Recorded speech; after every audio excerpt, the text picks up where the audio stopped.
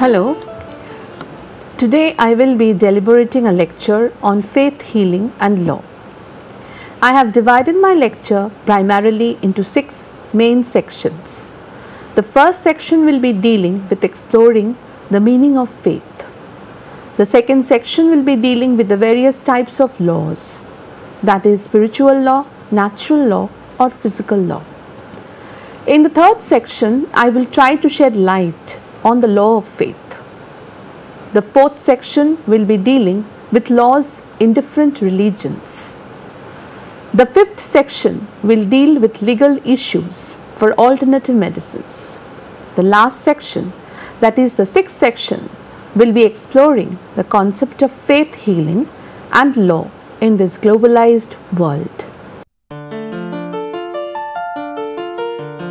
The word faith is derived from the Latin word fides, an old French word fate. Faith implies the belief structure of the people. According to the Merriam-Webster dictionary, faith is defined as strong belief or trust in someone or something.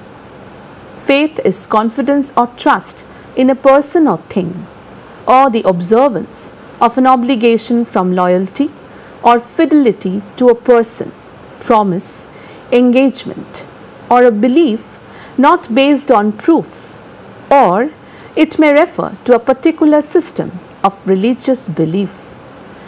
In a popular interview with James Fowler, it was seen that he developed 6 main stages of faith. They are: Stage 1, intuitive projective faith. The first stage we call intuitive projective faith. It characterizes the child of 2 to 6 or 7. It's a changing and dynamic faith. It's marked by the rise of imagination. The child doesn't have the kind of logic that makes possible or necessary the questioning of perception or fantasies. Therefore, the child's mind is religiously pregnant, as one might say. Stage 2, mythic or literal faith. The second stage we call mythic or literal stage. Here the child develops a way of dealing with the world and making meaning that now criticizes and evaluates the previous stage of imagination and fantasy. The gift of this stage is narrative. The child can now really form and retell powerful stories that grasp his or her experiences of meaning. There is a quality of literalness about this. The child is not yet ready to step outside the stories and reflect upon their meanings. The child takes symbols and myths at pretty much face value, though they may touch or move him or her at a deeper level. Stage 3, synthetic conventional faith. There is a third stage we call synthetic or conventional faith, which typically has its rise around age 12 or 13. That simply means that we can now think about our own thinking. It's a time when a person is typically concerned about forming an identity and is deeply concerned about the evaluations and feedback from significant other people in his or her life.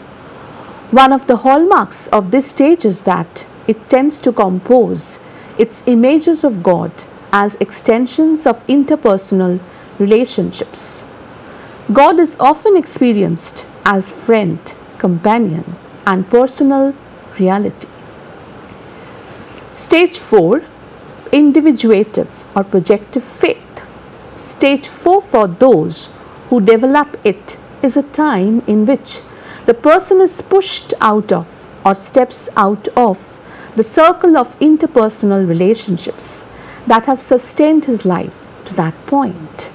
Now comes the burden of reflecting upon the self as separate from the groups and the shared world that defines one's life.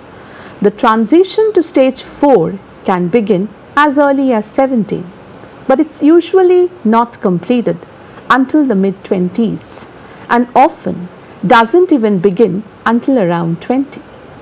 It comes most naturally in young adulthood. Some people, however, don't make the transition until their late 30s. It becomes a more traumatic thing then because they have already built an adult life. Their relationship have to be reworked in light of the stage change. This stage is considered as a boundary to many. Stage 5, conjunctive faith. Sometime around 35 or 40 or beyond, some people undergo a change and is called conjunctive faith, which is a kind of midlife way of being in faith. What stage 4 works so hard to get clear and clean in terms of boundaries and identity, stage 5 makes more permeable and more porous. As one moves into stage 5, one begins to recognize that conscious self is not all there is of me. I have an unconscious.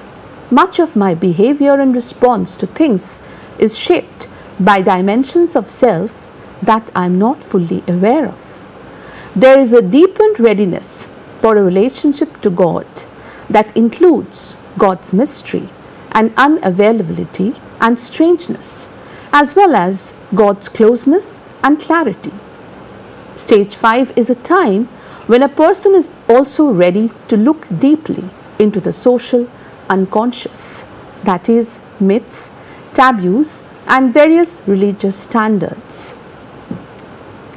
Stage 6, universalizing faith. This is the enlightenment stage, where the individual comes out of all the existing systems of faith and lives life with universal principles of compassion and love, and in service to others for upliftment, without worries and doubt. It takes place around middle or late adulthood. Let us now look into the various kinds of laws that are present in the society.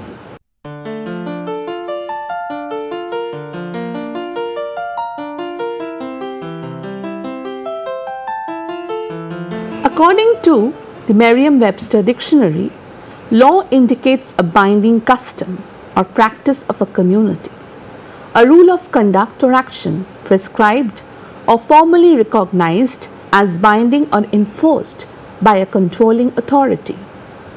Law is the general agreement of people living in a particular domain. Law binds the people together as the principles engraved in the legal charter comes in unity with the people. Each and every society is governed by certain types of laws. These laws can be physical or spiritual in nature. These kinds of laws are also called by various names, such as laws of nature, natural laws, and physical laws. The origin of these laws is not known to man. There are two different types of laws. Physical laws. A physical law or scientific law is a theoretical statement inferred from particular facts, applicable to a defined group or class of phenomena and expressible by the statement that a particular phenomenon always occurs if certain conditions be present. Physical laws are typically conclusions based on repeated scientific experiments and observations over many years, and which have become accepted universally within the scientific community. It is also known as natural laws or laws of nature. These laws are inbound in nature. It is determined by nature and so is universal in its approach. The main features of natural or physical law are that physical laws are discernible. It is consistent as there have never been repeatable repudiating perceptions. It is universal in nature as they seem to apply all over the place in the universe. It is absolute as there is nothing in the common universe which comes to influence or change them. Lastly, it is stable as it is unaltered since initially found. Physical or natural laws are considered to be true, universal, simple, absolute, stable, omnipotent, and conservative of quantity. Examples of physical laws are the laws of motion, law of gravitation, law of aerodynamics, law of friction, law of air resistance, law of inertia, law of electricity, and so on.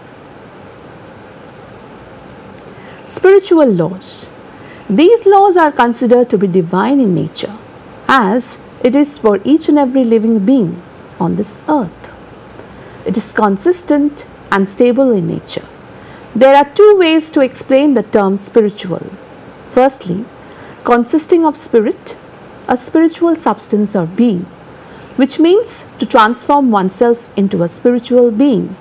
And secondly, pertaining to the intellectual and higher endowments of the mind, as influenced by the Spirit, controlled and inspired by the Divine Spirit, which means to be under the guidance, love, and affection of God, the supernatural being. In Christianity, the four spiritual laws are: God loves you and has a wonderful plan for your life. We have all sinned and are separate from God. Jesus is the only way to be forgiven of our sins and find God. We must personally receive Jesus as Savior and Lord. Therefore, these are the two main types of laws that dictate the society. Human beings are not even aware of the presence of these laws, but they are socialized in such a way that the various spiritual laws are inoculated within them, which thereby aggravates no further question. Spiritual laws rely upon the faith level of an individual in the society.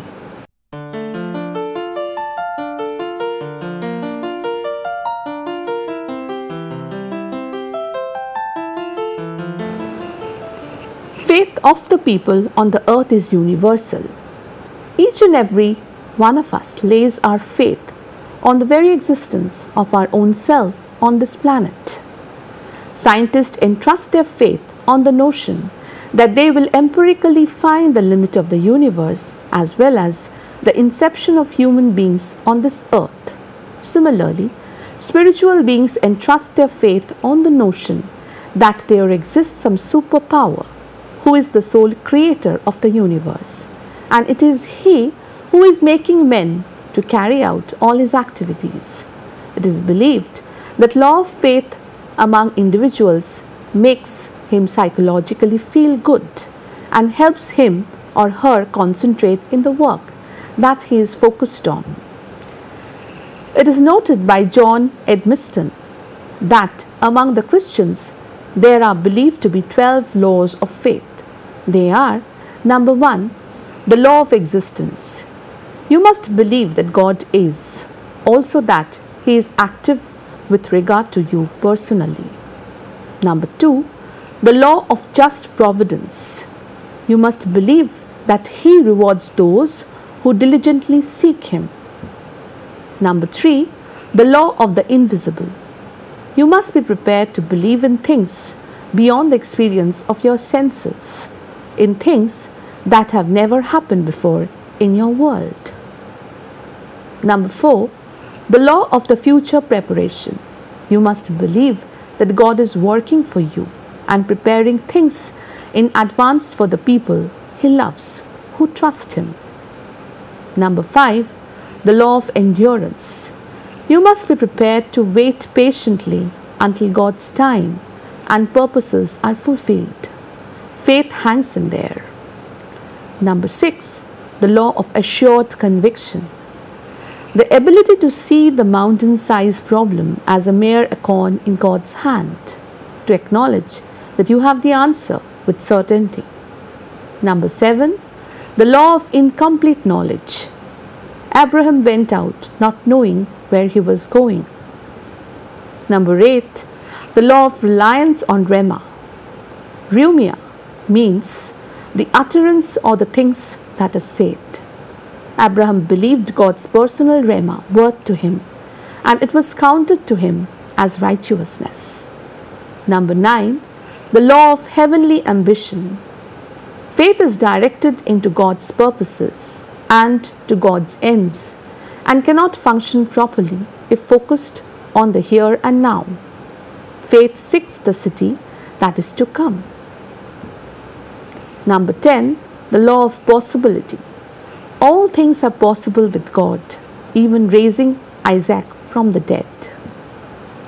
Number 11. The law of renunciation. Faith operates in renouncing all that is not faith and grasping God's purposes only.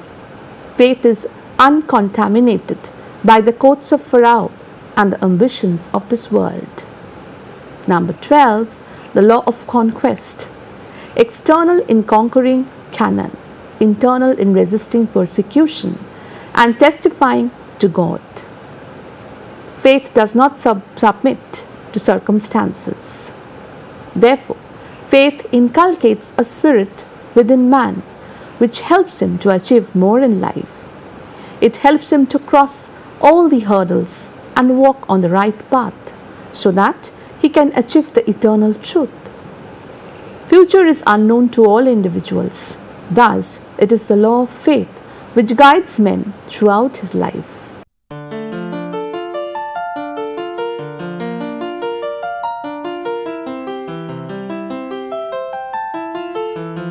Religious law refers to ethical and moral codes taught by religious traditions.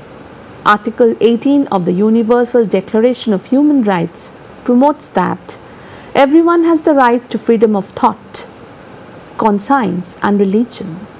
This right includes freedom to change his religion or belief, and freedom either alone or in community with others, and in public or private, to manifest his religion or belief in teaching, practice, worship, and observance.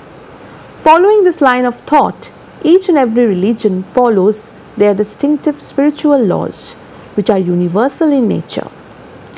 Let us first focus into the Hindu code of law. Hindu law refers to the system of personal laws, that is marriage, adoption, inheritance, traditionally derived from Hindu texts and traditions that shaped the social practice of Hindu communities.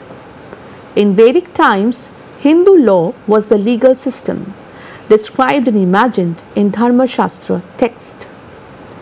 Classical Hindu law brings the realm of legal practice together with the scholastic tradition of Dharma Shastra by defining Hindu law as a usable label for myriad localized legal systems of classical and medieval India that were influenced by and in turn influenced the Dharma Shastra tradition. Such local laws never conformed completely to the ideals of Dharma Shastra, but both substantive and procedural laws of the tradition did impact the practical law, though largely indirectly. In Hinduism, Dharma refers to a wider range of human activities than law in the usual sense and includes ritual purifications, personal hygiene regimens, and modes of dress, in addition to court procedures, contract law, inheritance, and other more legal issues. In this respect, Hindu law reveals closer affinities to other religious legal systems such as Islamic law and Jewish law. Dharma concerns both religious and legal duties. There are a few principles which act as the code of law in the Dharma Shastra. Vaivahara. In Dharma Shastra, Vaivahara refers to the matters justiciable before a formal court of the king or constituted by the king. Vaivahara has two principal sections: legal procedure and the traditional 18 titles of law. Rin, that is debt; Sattva, that is property; Danda, that is threat of punishment; and Prayaschitta, that is penance, expiation. Islamic law. Islamic civilization since the time of Prophet Muhammad until now is firmly founded on the concept of rule of law. The laws of Islam are imbibed under the Sharia law of Quran. Sharia means a well-trodden path to water. It is believed as the source of life and represents the path towards Allah, who is the originator of life on this planet. The key aspects of a Muslim's life are guided by the Sharia laws. Sharia law comes from a combination of sources including the Quran, the Muslim holy book, the Hadith, that is sayings and conducts of the Prophet Muhammad, and fatwas, the rulings of Islamic scholars. Sharia is the Islamic law, the disciples and principles that govern the behavior of a Muslim individual towards himself or herself, family, neighbors, community, city, nation, and the Muslim polity as a whole, the Ummah.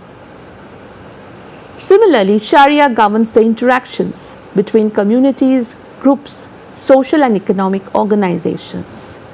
Sharia establishes the criteria by which all social actions are classified, categorized, and administered within the overall governance of the state. Sharia first establishes the patterns believers should follow in worshipping Allah: prayers, charity, fasting, and pilgrimage. Islam's law comprises a comprehensive outlook on life. As one looks from a satellite at this planet, the Sharia conceives of the earth as a single city with diverse inhabitants. In modern parlance, a global village. Islam looks to the benefit of the society as a whole from the general perspective and presents a theoretical model that, if followed, provides safety and protection for society. Christian law. The Christians believe that Jesus Christ is the founder of this planet, and it's on the basis of his commandments that relations are governed among human beings. There are 10 commandments which is considered to be the eternal code of law by the Christian followers. Number 1, I am the Lord your God, who brought you out of the land of Egypt, out of the house of bondage. You shall have no other gods before me. Number 2, you shall not make for yourself a carved image, any likeness of anything that is in heaven above, or that is in the earth beneath, or that is in the water under the earth. You shall not bow down to them, nor serve them. For I, the Lord, your God, am jealous God, visiting the iniquity of the fathers upon the children, to the 3rd and 4th generations of those who hate me, but showing mercy to thousands to those who love me and keep my commandments. Number 3, you shall not take the name of the Lord your God in vain, for the Lord you will not hold him guiltless who takes his name in vain. Number 4, remember the Shabbat day to keep it holy. 6 days you shall labor and do all your work, but the 7th day is the Shabbat of the Lord your God. In it you shall do no work, you, your son, nor your daughter, nor your male servant, nor your female servant, nor your cattle, nor your stranger who is within your gates. For in 6 days the Lord made the heavens and the earth, the sea, and all that is in them, and rested the 7th day. Therefore the Lord blessed the Shabbat day and hallowed it.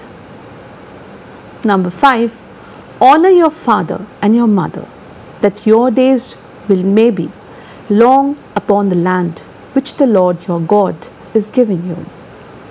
Number 6, you shall not murder. Number 7, you shall not commit adultery. Number 8, you shall not steal. Number 9, you should not bear false witness against your neighbor. Number 10, you shall not covet your neighbor's house. You shall not covet your neighbor's wife, nor his male servant, nor his female servant, nor his ox, nor his donkey, nor anything that is your neighbor's. The founder of Buddhism is Gautama Buddha. He provided the crux for legal ideologies and provided law codes for its followers. Moral conduct for Buddhists differs according to whether it applies to the laity or to the Sangha or clergy. A lay Buddhist should cultivate good conduct by training in what are known as the 5 precepts. The 5 precepts are: number 1, to undertake the training to avoid taking the life of beings. This precept applies to all living beings, not just humans. All beings have a right to their lives, and that right should be respected. Number 2, to undertake the training to avoid taking things not given. This precept goes further than mere stealing. One should avoid taking anything unless one can be sure that is intended, that it is for you. Number 3, to undertake the training to avoid sensual misconduct. This precept is often mistranslated or misinterpreted as relating only to sexual misconduct, but it covers any overindulgence in any sensual pleasure, such as gluttony, as well as misconduct of a sexual nature. Number 4, to undertake the training to refrain from false speech, as well as avoiding lying and deceiving. This precept covers slander, as well as speech which is not beneficial to the welfare of others. Number 5, to undertake the training to abstain from substances which cause intoxication and heedlessness. This precept is a special category as it does not infer any intrinsic evil in, say, alcohol itself, but indulgence in such a substance could be the cause of breaking the other 4 precepts. On special holy days, many Buddhists, especially those following the Theravada tradition, would observe 3 additional precepts, with the strengthening of the 3rd precept to be observing strict celibacy. The additional precepts are: number 6, to abstain from taking food at inappropriate times. This would mean following the tradition of Theravadin monks and not eating from noon one day until sunrise the next. Number 7, to abstain from dancing, singing, music and entertainments, as well as refraining from the use of perfumes, ornaments and other items used to adorn or beautify the person. Again, this and the next rule. Number 8, to undertake the training to abstain from using high or luxurious beds are rules regularly adopted by members of the Sangha and are followed by the layperson on special occasions. It must also be noted that the Buddhist wheel of law, or the Dharma Chakra, is the main teachings of Lord Buddha. The 8 spokes of the wheel determine the eightfold path as prescribed by Lord Buddha. The wheel also represents that the cycle of life is never ending. It teaches and guides men to walk on the noble path and spread happiness and peace all over. Jainism law. The founder of Jainism is Vardhaman Mahavira. He was the 24th Tirthankara who preached the Jain religion all across India. Jainism is based on 3 general principles called 3 Ratnas. They are right faith, right knowledge and right action. It is the law of karma which leads to the theory of rebirth. As per Jainism, there are 8 types of karma: regarding knowledge, regarding faith, regarding experience, regarding attachment, regarding type of life and age, regarding different physical and other attributes, regarding family, regarding obstacles in different activities of life.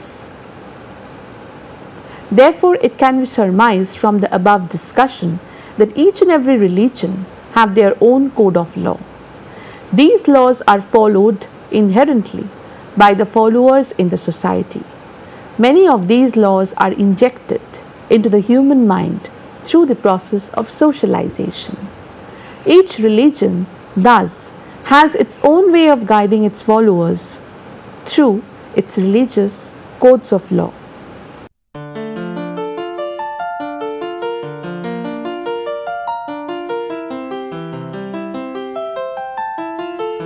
Alternative medicine includes all such healing practices that a person categorizes outside the realm of conventional medicine. It includes a varied therapeutic or preventive healthcare practices which in general doesn't follow any of the accepted notions and principles of medical methods. The word alternative medicine literally means alternative to something else. This something else is mainly referred to Western medicine or allopathy or orthodox medicine. It mainly includes all forms of treatments other than allopathy. In 1973, the medical faculty of the University of Rome assembled at the First World Congress of Alternative Medicines, and the provisional program contained no less than 135 different therapies. The experts of World Health Organization have also identified and enlisted more than 100 types of practices, and they have termed this as traditional medicine. These forms of medicine are known as traditional medicine, complementary medicines, holistic medicine, and natural medicine. Most of the alternative medical systems consider the human body as a complete being comprising of physical, mental, social, and spiritual dimensions. These forms of medicine are also known as ethnomedicine, as these traditional healthcare systems are closely associated with the life and culture of the masses. Natural medicine, as these methods of treatment are based on the laws of nature and natural substances are used to treat the patients. Various regions of the world are taking up the concept of alternative medicine after recognizing its importance. India and China are the two countries where the concept of alternative medicine is thriving before the development of the modern medical systems. These alternative medicines in India and China are termed as traditional medicines, which mainly includes folk wisdom, spiritual beliefs related to a person's quick healing. People in the modern century find complementary alternative medicine as equally efficacious as the traditional medicines. For example, healing in India still acknowledges the traditional systems of Ayurveda, meditation, yoga, and etc. People in the Western countries generally mark the conventional healing systems in the Oriental regions as superstition. In spite of the criticism, it must be noted that the alternative medical systems are thriving in the modern century. World Health Organization estimated that the global market for herbal medicine as well as herbal products is worth $62 billion and would hitch up to $5 trillion by 2050. The market is growing at 7% per annum. A bill on anti-superstition started in 2003, by which illegal superstitious activities were destined to be restricted in the society. The bill was also called Jadoo Tona Andhshraddha Virodhi Bill of 2003. The various legal aspects of the alternative medicines in India are a point of concern in the further subsections. Firstly, Reiki. One of the viable healing systems that are present in the modern century is Reiki. It promotes wellness and maintains a balance throughout the body of the human beings. It creates a perfect balance among body, mind, and spirit. It is regarded as a self-care practice.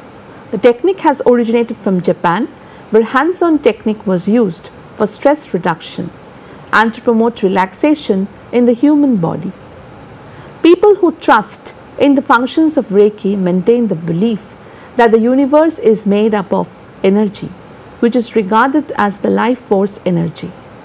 It is this energy that flows down the entire human body and nourishes the glands, cells, as well as different organs present in the human anatomy. Human beings also radiate a similar energy which leads to the creation of human energy field. People feel discomfort, stress, and illness when the human energy field is disturbed, imbalanced, or even disturbed due to certain reasons. Reiki restores the energy within the human body, thereby creating a balance among body, mind, spirit. It was in 1930 that a research was done by Dr. Harold Burr from Yale, where it was proclaimed that the human body has an energy field. Illness can be detected in this energy field first before the symptoms of the disease starts affecting the human anatomy. Thus, if the frequency of human energy field can be altered, then a person can live a healthy life. This restoration of the human energy back to its normal order later grew up as Reiki. Secondly, Ayurveda. One of the most recognized scientific culture of healing is known as Ayurveda.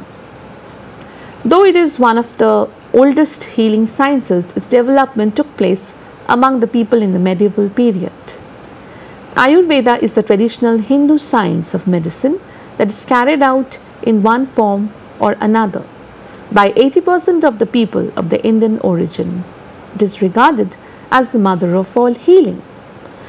Internationally, Ayurveda is recognized as the complementary and alternative medicine. The Indian Medicine Central Council Act 1970, the Drugs and Cosmetics Act 1940, and the rules made thereunder, the Drugs and Magic Remedies Act 1954, the Medicinal and Toilet Preparations Act, and rules affect the Ayurvedic system. Enactments from the part of the state like the Madras Medicinal Registration Act 1914, the Indian Medical Degrees Act 1916, the Travancore Cochin Medical Practitioners Act 1953, and the Kerala Ayurveda Health Centres Act 2007 has called for a national policy on Ayurveda. Thirdly, Yoga. Yoga is widely accepted as a part of healing, spirituality and meditation. It is a philosophy of the ancient and is regarded as the practice of well-being of the individuals. It's through the practice of yoga that one can have a command over one's mind. The mind is the final source from where concentration springs. Therefore, the ability to focus and discipline the mind is the work of the yoga. There are different forms of yoga and the yogic postures which are believed to bring about healing among the individuals. Laws to protect yoga as an alternative system of medicine is still on its way to rise. But huge number of people are coming forward both nationally and internationally in order to accrue the advantages from yoga. Let us now look into the relationship of faith, healing and law in a global picture.